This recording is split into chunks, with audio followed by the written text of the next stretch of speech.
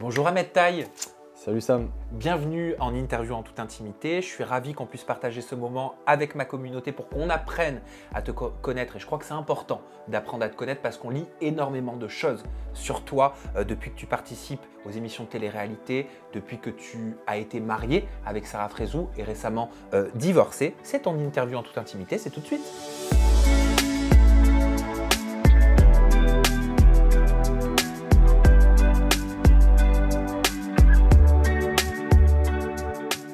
Bon Ahmed, on va pas se retrouver dans le cadre d'un cours de boxe, même si j'ai fait 2 cours, hein, tu sais, je te jure. Et ça va, t'as apprécié, c'était bien? Franchement, j'ai kiffé. On m'a appris, tu sais, à faire les... C'est quoi ça? Crochet? Ouais, comme ça là. Ouais, crochet. Et toujours garder, avoir la garde comme ça. Toujours la garde, ouais. Voilà. Est-ce que tu vas l'avoir la garde pendant cette interview en toute Ah, intimité? ça c'est sûr. C'est vrai? Et les mains bien hautes, hein. Les mains bien. T'es pas trop stressé, ça va? Un petit peu, mais ça va aller. C'est normal. Tu vas voir, tout va bien se passer. Je te propose de commencer un petit peu par les bases. Donc nous, sur les réseaux sociaux, on te connaît en tant que Ahmed Taï. Est-ce que c'est ton vrai nom? Pourquoi Taï? Et j'imagine que ça fait référence à la boxe. C'est ça. En fait, Ahmed Taï, faut savoir que moi, depuis tout petit, je fais de la boxe thaï. Du coup, mon prénom Ahmed Taï, il est venu de là. Ahmed Taï, c'est par rapport à ma famille. J'ai une famille qui est impliquée dans la boxe. Du coup, très jeune, ma famille m'a mis dans la boxe.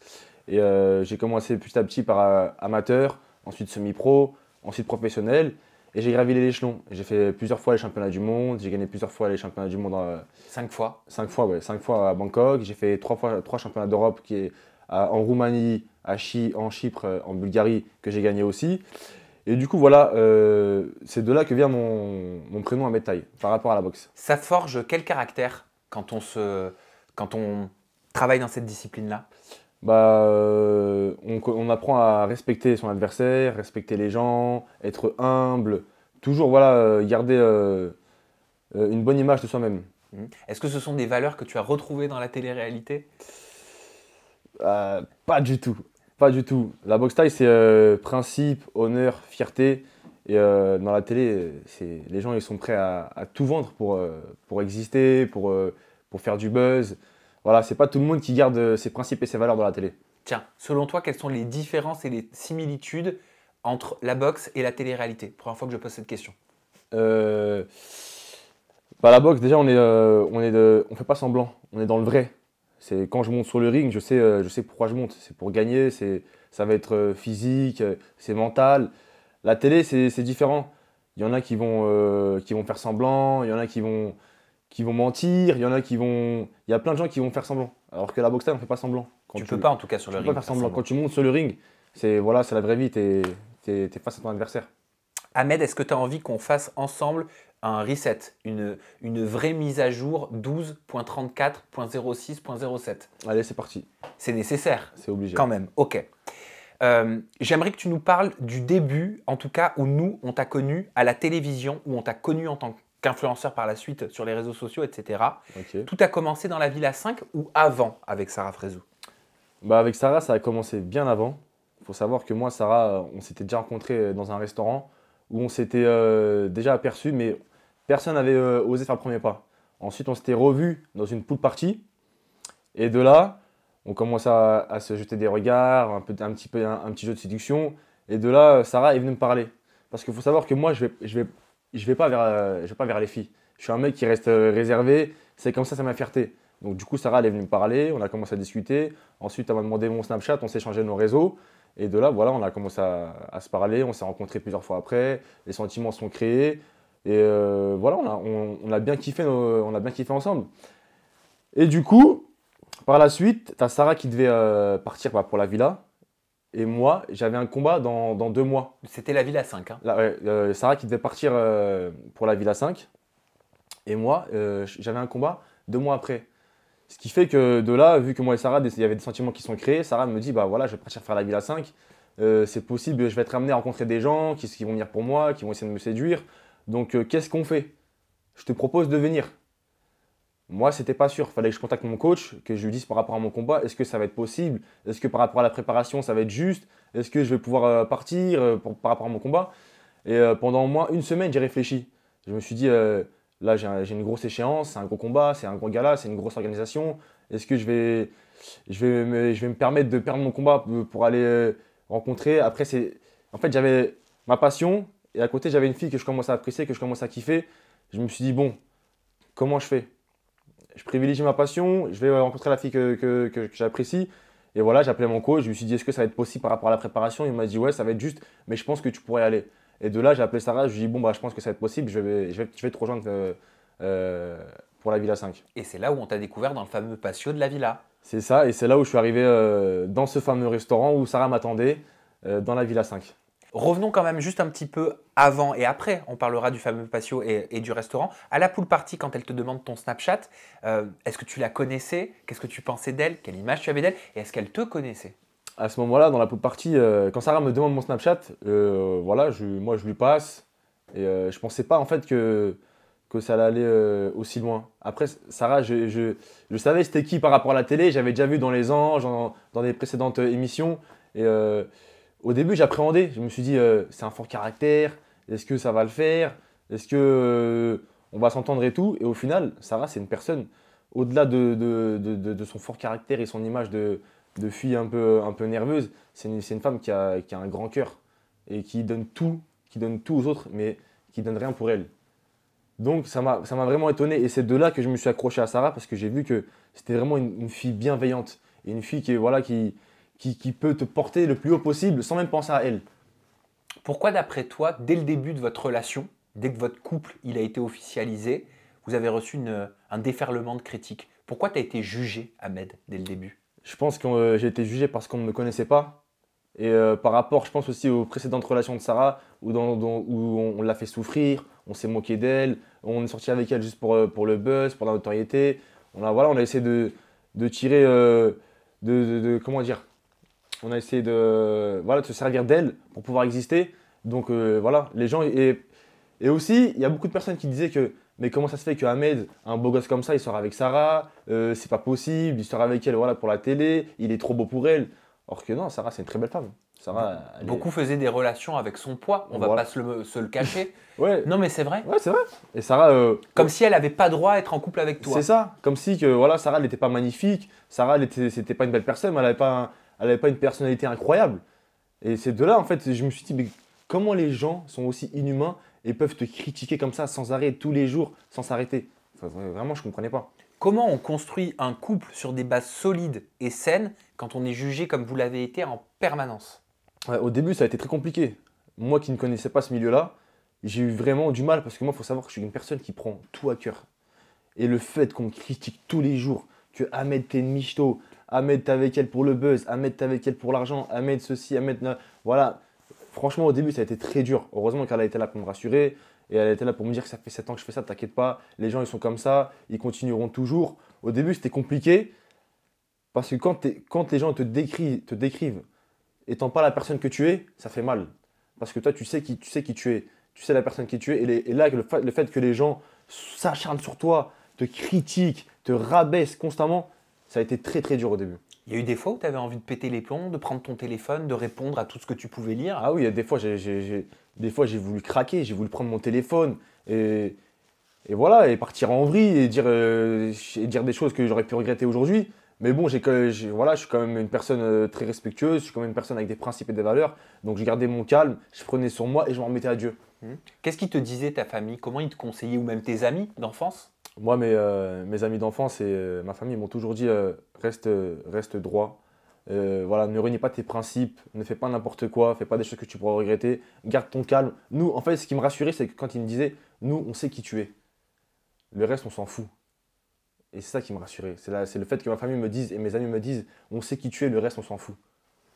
Il faut avoir quand même les épaules, hein, Ah, pour accepter d'être jugé, pour accepter qu'on colle des mots sur son identité, même si on sait qui on est. voilà, c'est ça. C'est surtout que c'était tout le temps, tous les jours, des critiques. On te rabaisse, on te juge sans même te connaître, sans même connaître ton ancienne vie, ce que tu as vécu, ton passé.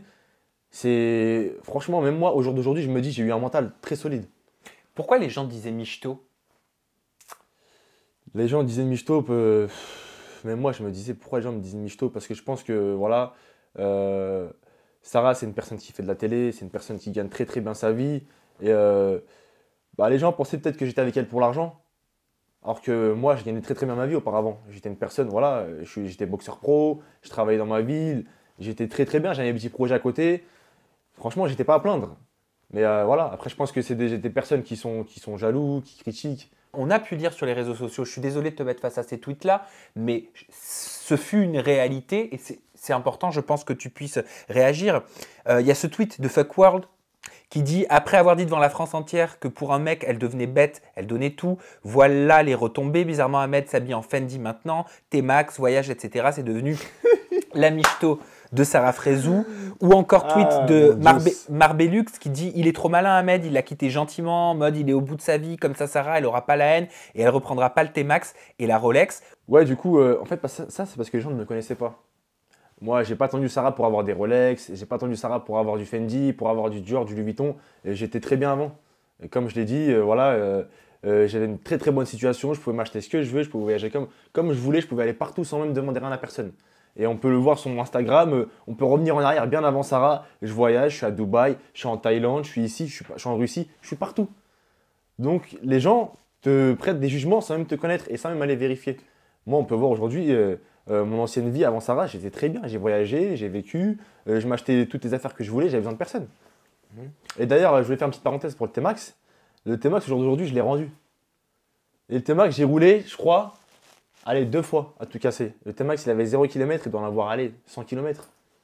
Tu devrais commercialiser Ahmed un T-Max. Parce que ça a été te tellement jure. un top tweet que je te jure qu'il y a du business à se Tu faire. sais pour quoi, toi là-dessus. des fois, je me disais, en fait, là, je vais prendre mon téléphone, je vais faire une story et je vais rouler avec le T-Max sur tout Paris. Tellement on me rendait fou avec ce T-Max. Aujourd'hui, Et surtout que, c'est vrai qu'elle m'avait acheté le T-Max 2021. Mais moi, j'avais eu le T-Max 2020 juste avant. Et c'est ça que les gens ne savent pas, parce que moi, je ne suis pas une personne qui va prendre son téléphone, qui va dire, oui, j'ai ci, j'ai ça, j'ai ça. Moi, j'ai rien à prouver, je sais qui je suis. oui, mais aujourd'hui, tu en rigoles, mais sur le coup, tu ne devais pas en sourire comme maintenant. Ouais, c'est vrai que sur le coup, ça me rongeait de l'intérieur. Mais aujourd'hui, j'en rigole, c'est marrant. Aujourd'hui, je prends tout à la rigolade. Alors, votre relation, on l'a suivie sur les réseaux sociaux, au travers de la presse spécialisée. C'est vrai qu'elle a été assez tumultueuse de ce qu'on a vu nous. La première rupture officielle, elle a eu lieu l'année dernière, en plein confinement, au bout d'1 an de relation. Et Sarah avait dit, avec le confinement, ça faisait déjà un moment qu'on se prenait la tête, j'ai pété les plombs car je ne me faisais pas comprendre. Moi, j'ai envie de comprendre cette phrase-là.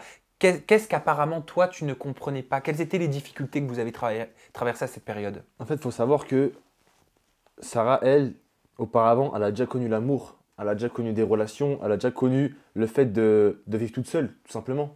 Moi, à cette époque-là, j'avais 22 ans et j'étais jamais sorti de mon cocon familial. C'était la première fois que je partais de chez moi, que j'allais vivre ailleurs, que je tombais amoureux d'une femme. Moi, c'est mon premier amour, Sarah. J'étais jamais tombé amoureux d'une femme. Du coup, il y avait plein de choses sur lesquelles je n'étais pas habitué. Le fait de vivre ensemble, le fait de plus souvent voir sa famille, le fait de plus trop voir mes amis et d'être tout le temps avec la même personne, surtout qu'il y avait la période du confinement, c'était un peu compliqué parce qu'on était tout le temps ensemble, tout le temps, du coup il y avait beaucoup de disputes. Et je pense que ce truc-là, elle ne le comprenait pas. Elle ne comprenait pas que moi, tout ça était tout nouveau pour moi. Et qu'elle, voilà, elle avait déjà connu tout ça. Donc je pense que ça a joué aussi. Et voilà, moi, j'ai pété les plombs. À ce moment-là, j'ai pété les plombs parce que voilà, j'ai eu trop de pression et je suis rentré chez moi. D'accord, c'est ça. Donc quand elle disait on n'arrive pas à se comprendre. C'est qu'en fait, pour elle, tout semblait normal. Tout semblait normal de vivre chez elle, de plus trop voir sa famille, de plus trop voir ses amis. Attention, c'est pas elle qui faisait que je voyais plus ma famille, hein. C'est juste que voilà, elle comprenait pas que pour moi, tout était nouveau. La relation, l'amour, le fait de quitter sa famille, de quitter ses parents. Et voilà, on se comprenait pas. Moi, je me souviens de disputes qui étaient même sur les lives. Bon, il y Ah en a oui. certaines qui m'ont fait rire, hein. Ah Je oui. suis désolé, hein. Mais c'est humain, c'est normal. Tu te souviens, vous faisiez énormément de lives Ouais, c'est ça, ouais. C'était sur la les période du réseaux confinement. sociaux. Et on s'était embrouillé en live, je me rappelle. Ah ben Et ça j'avais dit partait en coupe la cacahuète caméra, en coupe la direct. caméra. Oui, oui. C'était nouveau pour toi aussi. Enfin, oui, tu étais sur les réseaux sociaux, mais pas avec cette intensité-là. C'est ça. C'est ça que Sarah ne comprenait pas, c'est qu'elle était habituée à tout, elle avait déjà tout vécu. Moi, c'était tout nouveau, je venais de rentrer dans tout ce monde-là, je connaissais rien.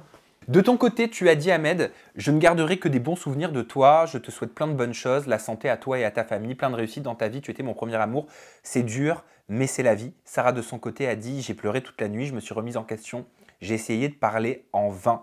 Maintenant, il est temps pour moi de passer à autre chose. C'est bien, puisque vous avez l'air d'avoir terminé cette relation de façon assez sereine, même si je comprends qu'il y a eu beaucoup de tristesse et d'émotion. Mais Sarah, elle dit, j'ai essayé de parler en vain. Est-ce que on doit comprendre qu'elle a voulu rattraper la situation, te récupérer? C'est ça, Sarah, elle a essayé pendant des jours d'essayer de rattraper, d'essayer de, voilà, qu'on essaie de se remettre ensemble. Mais pour moi, c'est clair et net et précis. Voilà, il n'y avait pas de marche en arrière.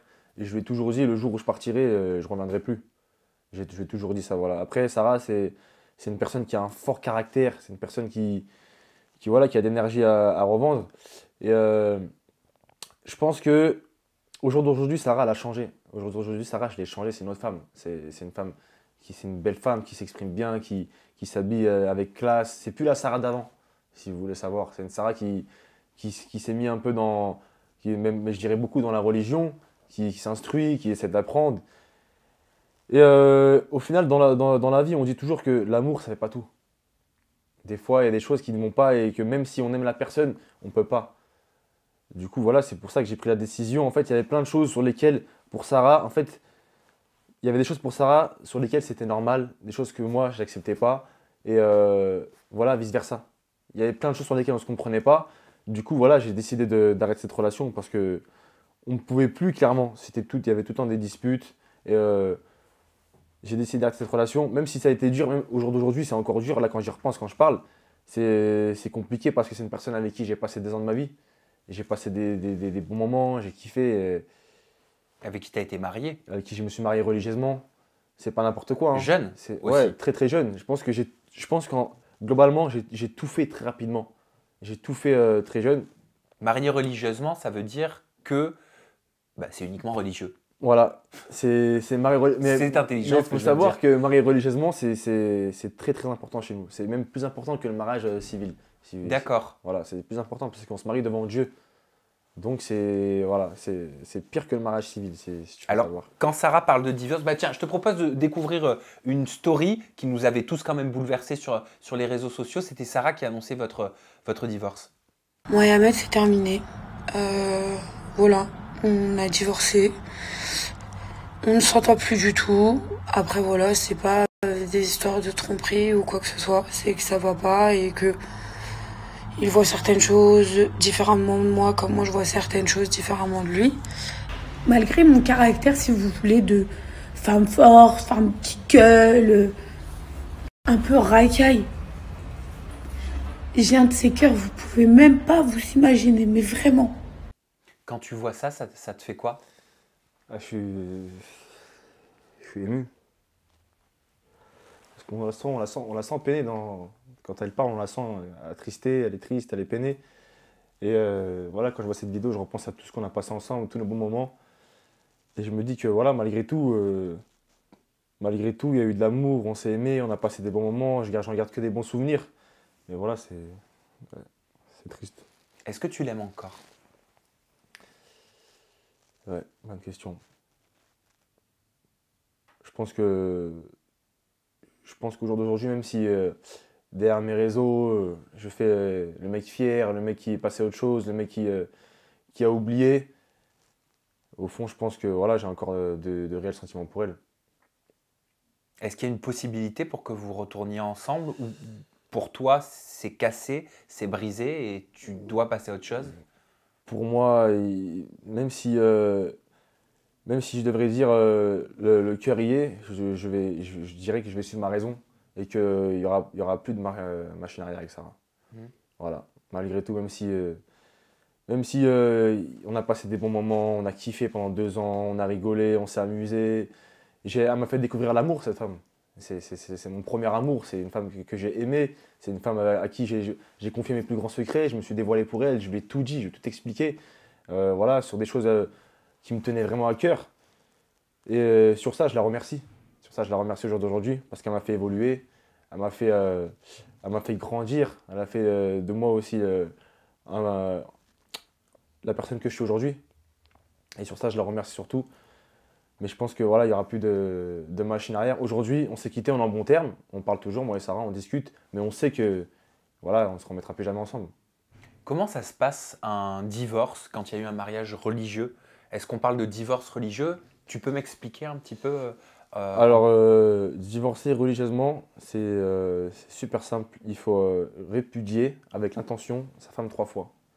C'est-à-dire lui dire je te divorce, je te divorce, je te divorce 3 fois. Et à partir de ce moment-là, cette femme n'est plus la tienne. Voilà. D'accord, donc les mots ont une très forte importance. Exactement. Après, ce qu'il faut savoir, c'est que si on le dit sur le coup des nerfs, ça peut ne pas être pris en compte. Mais si les mots sont dits posément, calmement et réfléchis, il n'y a plus de machine arrière. C'est-à-dire que même si demain, j'aurais décidé de me remettre avec Sarah, ça n'aurait pas été possible. Cette femme-là ne serait plus la mienne. Parce que j'aurais dit les trois mots, je l'aurais répudié 3 fois. Tu as compris? On a lu énormément de choses sur les réseaux sociaux. Certainement beaucoup de choses fausses, peut-être un peu de vrai. À toi de nous le dire. Est-ce qu'il y a une histoire de tromperie derrière votre divorce? Alors, parce que les gens parlent beaucoup de tromperie. Moi, j'ai lu Messara Frezou, elle a trompé Ahmed avec son ex Sofiane. Toi aussi, j'ai vu des articles là-dessus. J'aimerais que tu nous éclaires. Alors, il y a eu beaucoup d'histoires de tromperie, notamment sur moi, sur Sarah. Il y a eu une histoire où, soi-disant, je l'aurais trompé en Thaïlande, alors que pas du tout, ça a été des montages. Et Sarah, pareil, il y a une histoire qui dit qu'elle m'aurait trompé avec son ex, je ne sais plus comment il s'appelle. Bref, son ex-mec là. Et franchement, je ne sais pas comment les gens ont pu inventer ça parce qu'il faut savoir que moi et Sarah, on était H24 ensemble. On ne s'est jamais quitté d'une semelle. On était tout le temps collés, que ce soit en vacances, à la maison, en tournage. On ne s'est jamais quitté d'une oreille. Donc je ne vois pas comment ça aurait pu être possible. Et voilà, ça n'existe pas. Moi, j'avais totalement confiance en Sarah et elle avait totalement confiance en moi. Est-ce que c'était peut-être un problème de jalousie dans le couple? Tu vas nous le dire. Je te propose de regarder cet extrait vidéo d'Angèle. C'était sur le talk show au jour d'aujourd'hui. Et tu pourras réagir juste après. Après, pour avoir vécu avec eux, ça n'allait pas. Je le dis clairement, leur couple, ça n'allait pas. Ils s'engueulaient du matin au soir. C'était chiant. Pendant le tournage? Ouais. Les vacances? C'était chiant pour nous. Tu vois, c'était un point. Ah oui, mais bien sûr, c'est relou. Tu vis avec un couple qui s'engueule du matin au soir, que ça gueule tout le temps. C'était quoi les raisons? De la merde, des trucs, mais des trucs de merde, des trucs genre parce que voilà, Maïsan devait faire un massage à Ahmed. T'as bien vu comment elle était dans l'épisode, Maïsan, pour le masser. Elle était en armure, tu vois. Moi ça j'aurais pas accepté quand même. Quoi? Oh, non, ouais, alors tu viens pas faire une émission de télé-réalité. Ah bah non. Bah, tu dans vois ce cas, ce que non, je mais veux ça, dire. moi, ça m'aurait. Alors, dans ce cas-là, tu ne viens pas faire une émission de télé-réalité avec ton mec si tu sais que tu n'es pas capable d'accepter ça. Parce que ça allait de là, c'était genre à un moment elle disait que si les meufs se mettaient en maillot de bain devant son mec, c'était pour faire les belles. Pardon, je crois que je veux faire la belle devant Ahmed, enfin tu vois, je m'en fous. Donc tu vois, si tu n'es pas capable d'accepter même ça, qu'il n'y a même pas une femme qui soit en maillot de bain dans la même pièce, tu ne viens pas faire une télé-réalité. C'est dur ça. Tu le sais quand même comment ça se passe une télé-réalité, oui. surtout elle. Ouais, tu connais. Et bah tu n'amènes pas ton mec avec On dans ce sait que vous cas-là. êtes pas en robe longue. Non mais Ouais. voilà, parce que du coup, au bout d'un moment, ça devient chiant pour tout le monde en fait. Et eux, ils imposaient leur dispute, c'était chiant. Comment tu souhaites réagir à cet extrait vidéo? Est-ce que c'était le cas déjà? Déjà, c'est totalement faux. Sarah n'a jamais dit à personne de ne pas se mettre en maillot de bain devant moi. Il faut vraiment être ouf pour dire dans une maison où on vit en communauté, aller voir les gens et leur dire ouais, vous mettez pas en maillot de bain, des robes, non, c'est totalement faux. Mais est-ce qu'elle était jalouse des Après, autres oui, filles après- habillées de façon un petit peu légère en tournage? Non, après, oui, elle est un peu jalouse, on va pas se mentir, mais moi, je suis quelqu'un d'extrêmement jaloux. Hein. Moi, je suis encore plus jaloux que Sarah. Moi, il faut savoir que j'étais encore plus jaloux que Sarah. C'est vrai qu'il y a eu vraiment des problèmes entre nous de jalousie, mais moi, je trouve ça normal que demain, une femme elle soit jalouse de son mari. Et je trouve ça normal que demain, s'il y a 4 meufs en string devant moi, c'est normal qu'elle est un peu jalouse. Voilà. Et après, c'est faux. Elle a jamais dit aux gens de ne pas me mettre de maillot de bain. Elle a jamais dit tout ce qu'elle vient de dire, c'est totalement faux. Même le massage avec Maïsan? Si, le massage avec Maïsan, elle a un peu mal pris, mais elle l'a pris à la rigolade. D'ailleurs, on le voit dans les épisodes. C'est totalement faux ce qu'elle dit. Et alors Pure Break a écrit un article et a titré « Sarah et Ahmed, un faux divorce pour l'argent, Angèle balance ». Et c'est vrai que dans son live Instagram, Angèle a dit « MDR, vous voulez la cerise sur le gâteau, Sarah et Ahmed se foutent de votre gueule. Ils ont fake leur rupture pour se faire plus d'oseille. Je vous explique. Rupture égale réconciliation, égale plus de vues sur les réseaux, égale meilleure vente de placement, égale bingo. Ils vous prennent juste pour des cons. » En fait, c'est un médium, elle.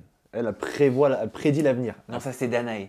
Ah ouais, excusez-moi, ouais, c'est vrai, c'est la comique d'Anaïs. C'est chez les Marseillais ça. Oh, ah merde. C'est faux. C'est faux parce qu'on peut le voir aujourd'hui. Hein. Moi et Sarah, on n'est plus ensemble et on ne se remettra pas ensemble.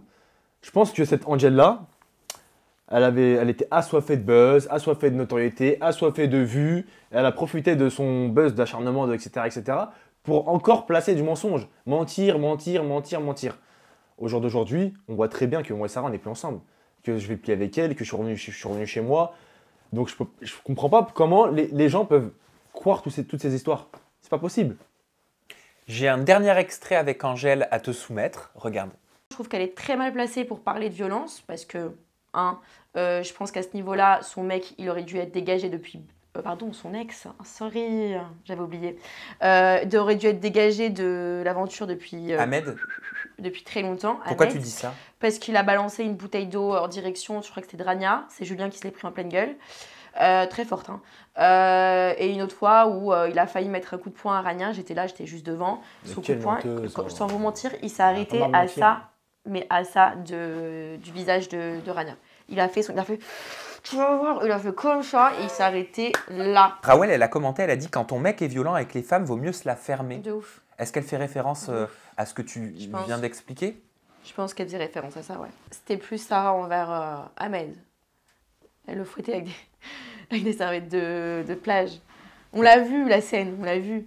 Alors, on a deux informations que tu vas nous valider ou nous infirmer. La première serait que dans le couple, c'est Sarah qui était assez virulente avec toi. Elle parle de coups de serviette sur la plage.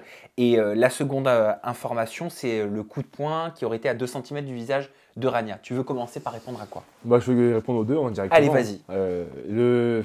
Le coup de serviette, c'est totalement faux. Je ne sais pas à quelle heure ni quand elle m'aurait mis des coups de serviette.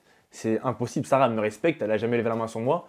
Donc, ça n'existe pas. Et on peut demander à tout le monde, hein, toutes les personnes qui étaient là, parce qu'il me semble que voilà, il n'y a que elle qui dit ça, hein, si je ne me trompe pas. Donc, au bout d'un moment, il faut arrêter de mentir et voilà, il faut avoir des preuves de ce qu'on dit. C'est facile. Moi aussi, demain, je peux dire, Angel, voilà, elle est venue, elle a mis un coup de poing.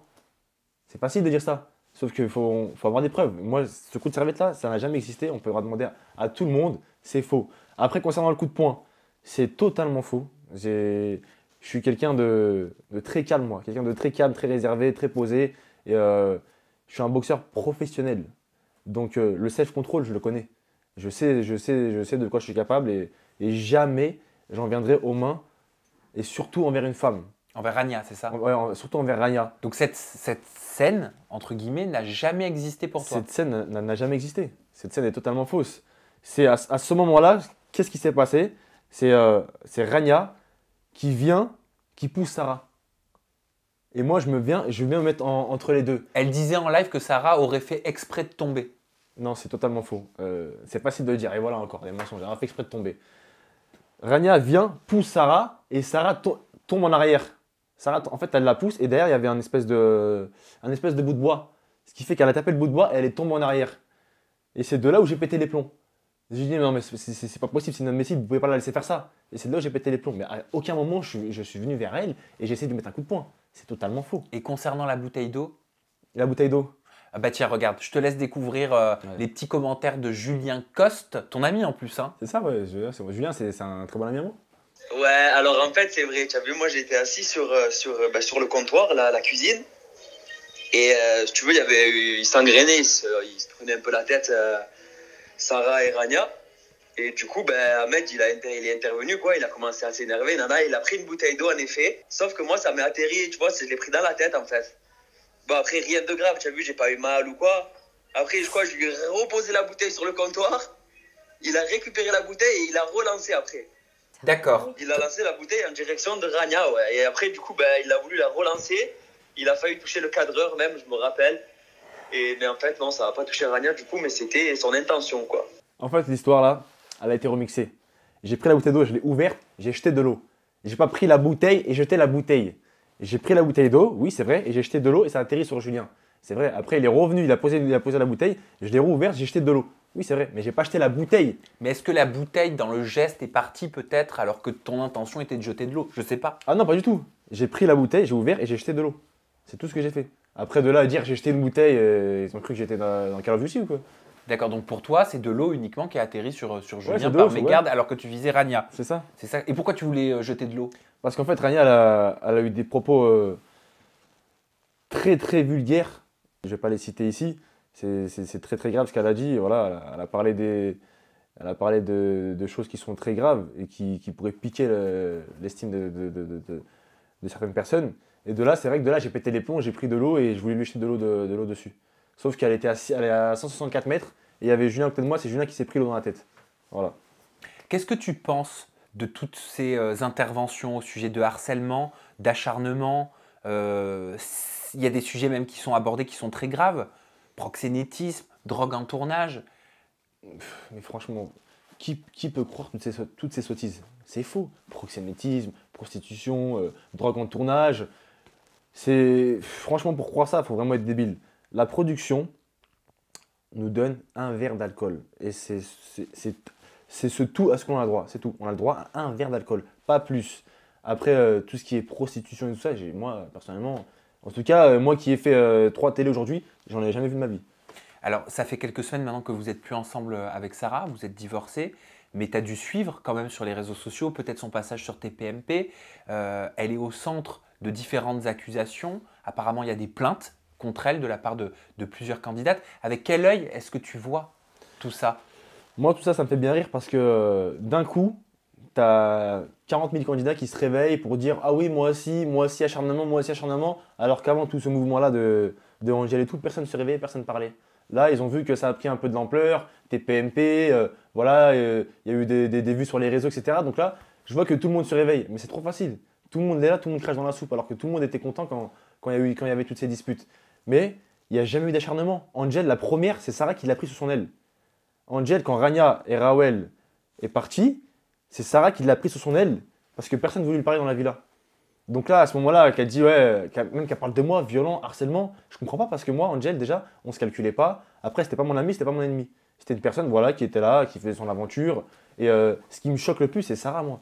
C'est comment tu peux cracher sur Sarah alors que quand tu étais dans la villa et personne ne te parlait, c'est Sarah qui est venue et qui t'a pris sous ton aile et qui t'a fait la morale. C'est ça qui me choque. Qu'est-ce que tu as pensé de son passage à Sarah sur TPMP? C'est vrai qu'elle a eu des mots chocs, des phrases, on ne peut pas passer à côté. Quand elle dit « j'ai même pensé à m'ouvrir les veines », on ne peut pas en arriver à penser des choses pareilles. Il ne faut pas, en tout cas. C'est là où on voit à quel point les réseaux, ça a un impact phénoménal sur les gens. Et je pense que là, ça a été trop loin. C'était trop loin. Il ne faut pas oublier qu'il y a eu le divorce aussi. Entre-temps, il y a eu notre divorce, il y a eu l'histoire d'harcèlement, il y a eu ci, il y a eu ça. Sarah, c'est une personne, comme je l'ai dit, malgré son fort caractère, c'est une personne qui est très faible d'esprit. Donc après, moi, je conseille à personne de faire ce genre de choses. Il ne faut jamais en arriver là. Faut se calmer, prendre sur soi, essayer de parler, discuter avec des gens. Mais le fait de voir ces choses qu'elle a dites et ces réactions, on l'a vu pleurer, on l'a vu toucher, hein, on l'a vu blessé dans ce plateau. Ça t'a fait quoi de la voir comme ça? Moi, en fait, si tu veux tout savoir, j'étais avec mon père. J'étais avec ma mère. Il y avait mon père qui était sur ton téléphone. Moi, j'ai mis TPMP. Et dès que j'ai vu Sarah pleurer, je suis parti. Parce que je ne pouvais pas rester. Parce que sinon, j'aurais fondu en larmes devant tout le monde. Tu lui as écrit? Et je lui ai envoyé un message directement. En fait, bien même avant, je lui disais ne craque pas. Si tu as besoin, je suis là. Même si au jour d'aujourd'hui, on n'est plus ensemble. Si tu veux me parler, appelle-moi. Si tu veux des conseils, dis-moi, je te conseillerai. Mais surtout, reste forte. Voilà. Et quand j'ai vu ça, j'ai tout de suite eu les larmes et je suis parti du salon. Je suis parti pour m'isoler dans ma chambre. Parce que je ne pouvais plus rester devant la télé. Est-ce que je peux te poser une question, Ahmed? Ça fait plusieurs semaines que j'entends parler de cette histoire, voire plusieurs mois maintenant. Ça concerne l'anniversaire de Romain Ben. Tu sais à quoi je fais référence? Ouais. Je ne sais pas ce qui s'est passé à cet anniversaire, mais alors j'ai des échos de tous les côtés. Romain aurait accusé, j'essaie de retranscrire, hein, Romain aurait accusé Sarah d'avoir mal parlé de toi à cette fameuse soirée. Romain aurait dit à Sarah, je mets des guillemets, « Tu m'as confié à ma fête d'anniversaire que ton mari n'est pas un homme sur le tournage de la bataille des couples. » Pourquoi Sarah, elle aurait fait de telles confidences à Romain et quel impact ça a eu sur votre relation? Alors ça, c'est totalement faux.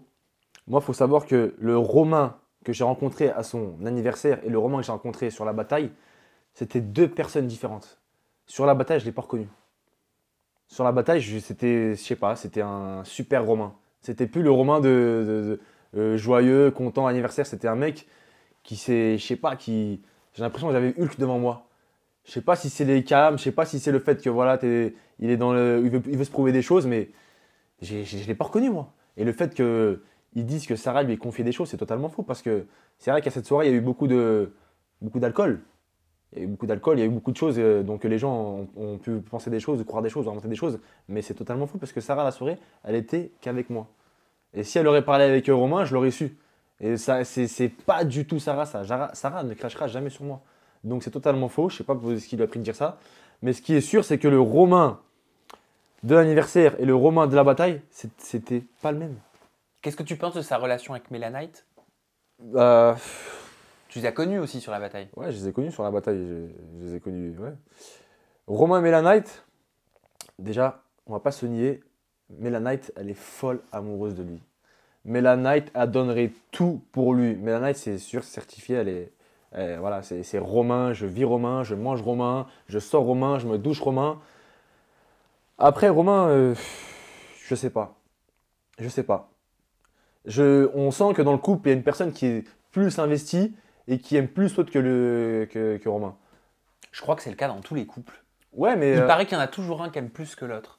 mais là, ça se voit vraiment en fait. Ça se voit que Mélanite est vraiment, vraiment plus investi. Genre pendant la bataille, c'est limite Romain, il s'en fout un peu, si tu vois ce que je veux dire. Il s'en fout un peu d'elle. C'est depuis la bataille que vous vous parlez plus? Ouais, après, Romain, il a essayé de m'envoyer un message sur Instagram. D'ailleurs, j'ai pas répondu. Parce que moi, je fais pas semblant, moi. C'est pas. En fait, moi, il n'y a pas de différence entre les émissions et l'extérieur. Moi, je suis le même, je reste le même. Donc, je sais pas, peut-être il s'est dit, je vais lui envoyer un message pour essayer voilà, de la madouiller ou pas. Mais moi, voilà, il m'a envoyé un message sur Instagram et je ne l'ai pas répondu. Gauthier Alimer a participé à la bataille des couples 3 qu'on a tous hâte de découvrir d'ailleurs, Ouais, Gauthier. à l'écran, soit dit en passant. Et il a dit « Sarah, j'aime pas du tout. La définition qui lui va le mieux, c'est ridicule, menteuse. Concernant Ahmed, je le trouvais vraiment cool comme mec, mais avec l'emprise de Sarah, ça l'a rendu sans intérêt à mes yeux. » Quelle emprise? Est-ce que tu es d'accord avec ça? En fait, pour certaines personnes, Sarah a une emprise sur moi. Sauf que non, c'est tout à fait normal d'écouter sa femme et que sa femme écoute son homme. Donc moi, que Sarah soit en tort ou pas, je serai avec elle. C'est ma femme, c'est comme ça. Mais après, Gauthier, moi, franchement, je n'en veux pas. Parce que c'était mon ami. Après, au jour d'aujourd'hui, moi, voilà, j'ai pas de quiproquo avec lui. Ça reste un bon gars. Et quand tu étais à Dubaï aussi avec Sarah, on vous a vu beaucoup avec Rim et Vincent. Vous étiez très amis. Ouais, Rim et Vincent, Tu l'es encore? Vincent, c'est mon ami et ça restera mon ami. Voilà. Rim, pareil. Et voilà, Mais est-ce que tu appréhendes la suite? Parce que quand il y a une césure dans un couple, c'est vrai que souvent ça a un impact aussi sur les amis. Eh ben, figure-toi que j'ai beaucoup appréhendé parce que quand on s'est séparés à Dubaï, on a fait un restaurant avec des amis avec Vincent et Rim. Et j'ai appréhendé, je me suis dit, mais est-ce que Rim va me parler? Est-ce qu'elle va oser me parler? Je ne sais pas comment ça va se passer en fait. Moi, je savais que Vincent, c'est grave mon pote et ça le restera toujours. Et j'ai vu un peu Rim, elle était un peu réservée, elle était un peu sur la réserve, elle était un peu en mode, je sais pas si elle doit me parler, tu vois. Et ça m'a un peu blessé, tu vois, parce que je me suis dit, en vrai de vrai, tu restes la femme de mon ami, tu restes mon ami, moi je suis pas quelqu'un qui mélange tout, tu vois ce que je veux dire? Qu'est-ce qui va se passer? Quelle va être la suite? Tu as envie de quoi, Ahmed, maintenant? Bah pour l'instant, faut plus me parler de couple.